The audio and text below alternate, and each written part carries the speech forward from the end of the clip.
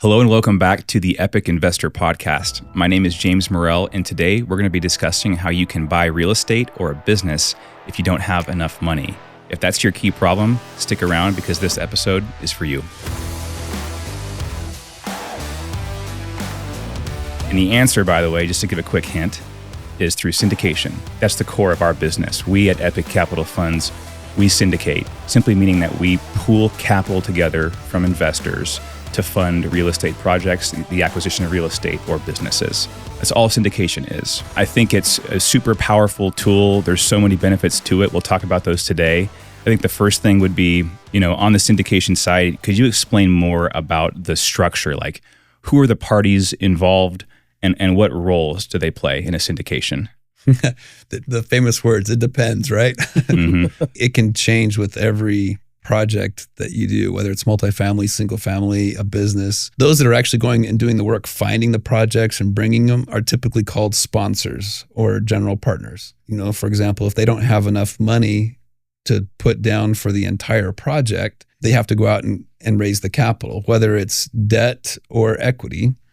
And usually when equity comes in, they're what's called limited partners, or the investors that come in and that want to participate in that project, but don't really want to take their time to go through and have to manage it all. They just want their money to work for them. Mm-hmm. And it's also a way for investors to buy into a project and buy real estate or buy a business when they don't have enough money to do it all themselves, or the expertise even. Mm-hmm. Who would you say syndication is primarily for? Is it for big-time investors? Is it for smaller people who are, getting their feet wet, or is it for everyone? Yeah. Who is syndication for? That's a good question. A lot of times we go to these networking events, and there's the fix and flippers, and heard people, they'll do a self-directed IRA or something like that, or they'll pull their retirement resources, and that's what they're using to fund the fix and flips. And then you look at, downtown skyscrapers in some of the bigger cities. And it's very rare on something that large that you have one entity funding the entire thing. And it happens, but it's very rare. What's more risk? A single unit in a community, or a lot of units making revenue in that community. And so as far as where syndications are used, it's used anywhere that people need to pull money in order to get something done. In fact, yesterday we asked ChatGPT to explain what a syndication is on a first grade level, I think is what it said. And the reply came back to something like, you want to build a castle or something like that, and but you don't have enough money to go buy the castle. So you go get several of your friends together and everyone pitches in, and then the person that goes and finds the castle and builds it and then maintains it, gets compensated for helping do that, but then everyone gets to participate in having that castle. That's a syndication. Exactly. According to ChatGPT. And just a pooling of resources. Yeah, it's a really powerful tool. I feel like so many people actually aren't familiar with syndication, how to get involved. Is there a standard process that you guys would recommend someone take to learn about syndication? How do you find the teams? How do you find people like us, I guess, is the question. Let's start with how a syndication is formed. And that's regulated by the SEC, Securities and Exchange Commission. Anytime you sell a part of a company or real estate, that is a security. And so you need to register and show whether you're exempt or not from securities registration. So regardless of whether someone goes and finds someone like us to do that or do it on their own, that has to be done. Right? And a lot of them are called private placements or Reg Ds, and there's different levels of exemptions or different ways to satisfy those rules that the SEC has put out. Anyone can go through and do that.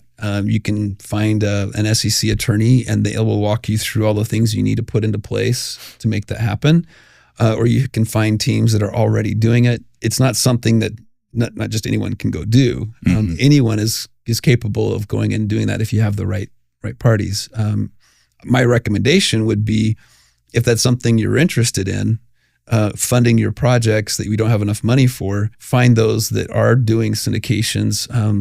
If your project is actually viable, you could syndicate your own project with them and learn how to do it, and then have that expertise grow for future projects. Yeah, and that's probably a great segue into talking about the benefits of syndication. Like, why would you prefer to potentially invest through syndication versus like the traditional maybe fix and flip model? What's more powerful and or beneficial about syndication? I have some ideas here. If you guys are happy to jump in on why you see syndication as beneficial, what are the key highlights of investing through syndication? Well, first thing that comes to my mind is it kind of opens the opportunity for a lot of people.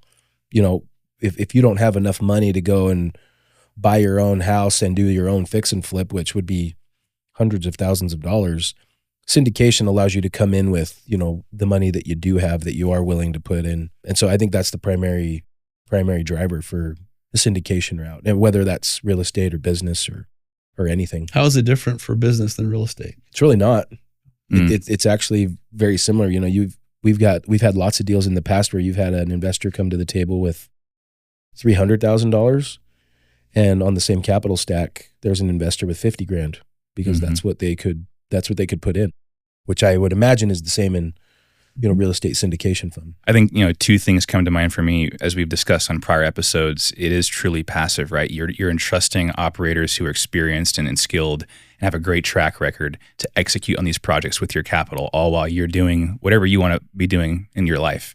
So it is truly passive. Also, access to bigger and better deals. I mean, I think the return profiles tend to be, maybe you could speak to this more, how does the return profile expectation differ through a syndication type investment on average compared to something maybe potentially smaller? Are there differences there? There can be. I think it has more to do with those who are managing those projects, whether they're small or large, and how they're buying into it and managing the entire process. I do know some fix and flippers that's all they do. They're extremely successful at what they do. They've got it down to a science. They have their teams working on multiple projects at the same time. From their return perspective, I think they do better than an average fix and flipper, for that matter. So it's not necessarily just whether it's a syndication or not. It comes down to more of who's managing it and the processes they have in place to actually deliver that value. Syndications, I think the other question is, how do you vet out a syndication to see if it's something that is better? And we're talking about the benefits. One of the benefits is you can distribute your portfolio across a larger number of different projects and project types and asset classes, through different syndications, and versus having everything all in just one location, one project. And so I think that is also another way that you can diversify and get a lot of benefit. Exactly. There's some risk. Are there any downsides in the syndication realm for an investor? What would you want to, what would you be concerned about if you're considering investing through syndication? You don't have control, right? And that can be a downside when it's not operated correctly. It can be a downside when you go into a market turmoil, change the market, and fear and or greed comes in to the picture. And fear and greed is like a disease. It spreads very rapidly, especially on the fear side. You can have certain investors who don't understand market cycles and timing. Case in point, I was talking to a wealth manager who had a portfolio. Their average unit value was about $220,000 before 2008. Wow. About the 2011 mark, their value was set at $70,000.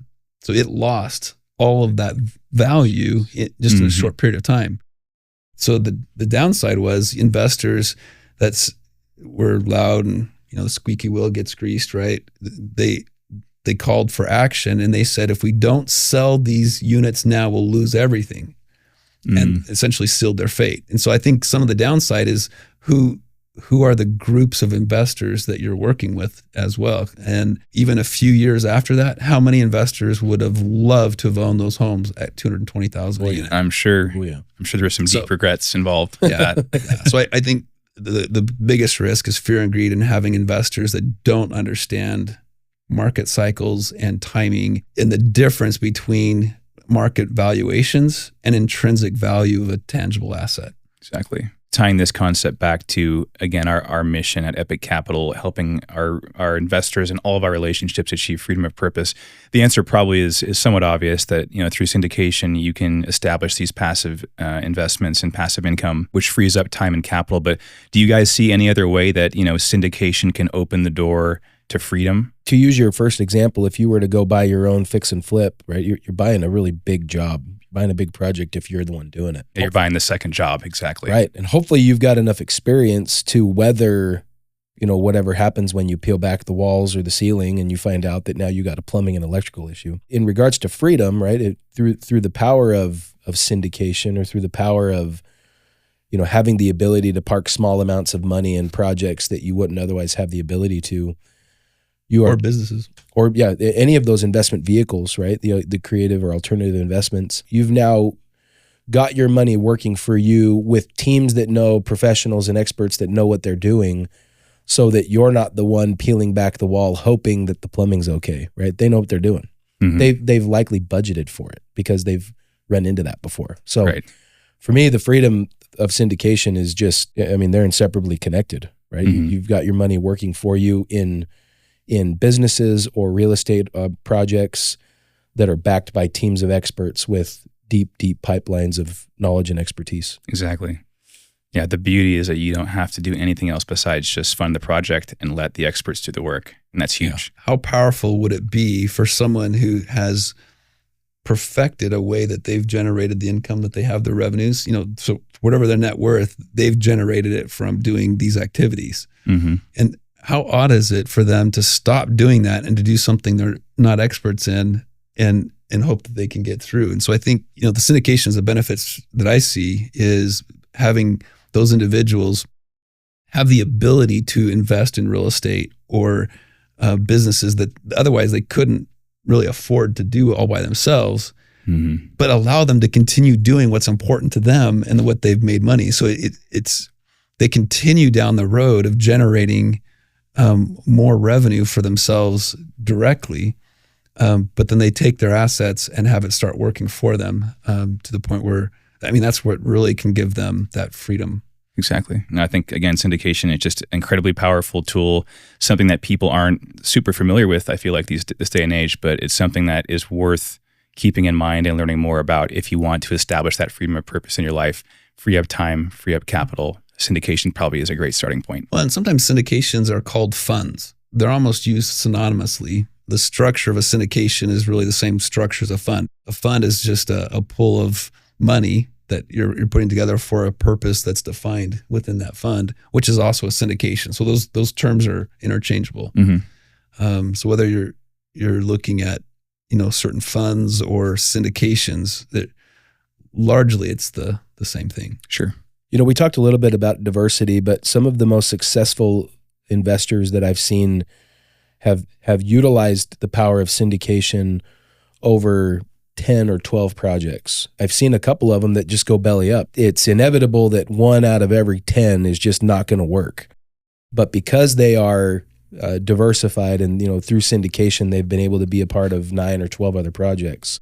Mm-hmm. It helps them weather the storm of maybe one loss that came along the way. And I think that that's a very powerful part of syndication. That's great. And diversifying the portfolio.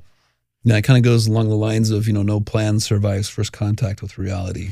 And so, taking, being able to put your resources at work in different areas. What I think works really well is having a combination of, under real estate, both the debt and equity side. So you have debt with fixed income, you have equity with, the upsides, and understanding market cycles, that if the values go up and down, don't invest in things that are highly dependent on the value. Mm-hmm. And a lot of times those are the fix and flips, where the whole basis is that you buy so you can sell at a higher, and the only exit strategy is if that value is there. Right. Sometimes you can turn those into rentals, but it needs to be bought right in order to make that work. So I think keeping that in mind of having different exit strategies is really important. A lot of times you want to be careful of too much leverage, but is the leverage on the project cost or versus the value of a project? One of the biggest benefits is bringing in core teams that are extremely good at what they do and let them do that. Mm-hmm. And then if you want, you can learn from them. Don't try to be them on your first go around. No. Well, it's kind of like an example. It's sort of extreme, but say your spouse was diagnosed with a brain tumor and needs surgery. You wouldn't want to take control of that process and perform the surgery, right? Because obviously you're not a neurosurgeon. It's the same concept applies to syndication. Let people who know what they're doing do what they do best, and you can sit on the sidelines and pursue your purpose in life. It's the same kind of concept. And learn along the way. Yeah, exactly. Yeah. Well, and the markets are shifting. We've noticed a lot more. When I say markets, I'm talking like the banks, the institutions that are providing capital for these projects to get financed and get off the ground. And when that sort of dries up and it's not readily available, not only the transactions go down, but what we're seeing is the private markets. And the private markets are those that are, the retail investors and those that want to participate in projects. That's how we've been able to finance all of these deals over the last couple of years. And none of those have to do with any banks. Businesses as well. There's a lot of power that comes when you can take the market, especially when the market, because of a fear market and people are pulling aside and they want to wait and see. It's actually a fantastic time to go in, because the projects that surface in that climate are much better projects than you can typically find when everyone's jumping in to buy everything they can. Right. Even though there's a lot of transactions and a lot of volume, people are having success and they think it's because of themselves. It's really just the frenzy of the market. But they're not necessarily good projects. You have to become very efficient at making sure the projects are going to do it as a standalone. I like it when we go through those cycles and there's that pullback, because there's much better projects that are available. A lot more opportunity, yeah. It's always kind of exciting too to see what's going to evolve and what's going to come out of that, that climate. We saw it in 07, 08. The opportunities are ripe. And frankly, if everybody's buying it, you're already too late. You want to be on the front end of that. Exactly. So, and history doesn't necessarily repeat itself, but look at human behavior. When the market crash happened in 2008 and everyone was pulling back and everyone was trying to sell everything because of fear that they would lose all of their value, who bought everything? Every area in the country has its own story. The one here in the Boise Valley is there were a few players that had cash, and they went through and they just took everyone's problem away for them. Right? Took their problem away, yeah. Isn't that interesting how that works? They essentially, there was just, a handful of players that then controlled the entire market for a long time. Warren Buffett in 1984, he submitted his, shareholder report, investor report. And in there, he talked about that disease of fear and greed. And I think this is spot on. And in his words, he was saying something to the effect of, they didn't have enough resources to predict when fear or when the markets are going to have these wide swing events. And he called it a disease. And the disease was fear and greed. He just said it's simple. When others are fearful, he gets greedy. And when others are greedy, he's fearful. For those that are investors that are looking to buy real estate or businesses, make the decisions off of fundamentals and not fear or greed. Greed, yeah. Because if they're fearful, they'll make the wrong decision. Exactly. Yeah. Well, they always talk about making non-emotional decisions, right? And I think data is probably part of that formula. Hey, you're the data guy. So when you take all of the emotion away and you just look at what actually is there. Well, and you and I've talked about, businesses before, and I get very passionate and excited about business opportunities. But when you are in the mode of deciding whether you're going to make an investment or not, you create that box, you create your outlines, your parameters, and you can't allow fear or optimism. It doesn't have to just be the fear or the greed, but it could be the blue sky optimistic, I know that this is going to work. Check that at the door, and you run it by, a data-driven approach of, do the numbers make sense? Mm-hmm. Right? Definitely. That's it. I love that. So kind of circling back to syndications, someone's looking at a business and they go through all of the effort, and we can talk later at what that looks like. Yeah. The due diligence and the underwriting, and is this answering the question, is this a good buy or not, right? So let's say, assuming someone has done that and the price tag comes to, let's say, $1 million, and they have $175,000. That's all they've got. So that's really what we're talking about here. And it's how do they still engage in that and move forward? And I'll tell you, there are so many investors that would love to put money in that deal and fund it and have the opportunity to be part of it from the work that you just did. Yeah, again, it's just access to opportunities that you would never have access to. It's incredible. Or if you find the opportunity, it's a way for you to get it funded that otherwise you may not realize you had access to those funds. If someone's interested, we have several SEC attorneys we've worked with throughout the country. Happy to share those offline. You're welcome to reach out. There's also platforms that we use. How cool is it to be able to provide an online platform where investors can just log in and get their data at any point in time, regardless of what vehicle they're using, right? So being able to provide that or giving access to investors on that level, I think is really important. I hope this episode in conclusion has been helpful for listeners. I think just as far as call to action, it's important for you to take the time to learn more about syndication, study it, connect with teams. We're obviously very happy to connect with you guys and talk through in more detail what syndication involves and, answer any questions you have. So I hope you've enjoyed this episode. And with that, I think that's all we have for today. We just ask if you know of any friends or those that could benefit from learning about syndications or learning about how to actually finance real estate or business transactions that they want, send them this link and we'd love to help them out. Thanks, guys. We'll see you next time. Yeah.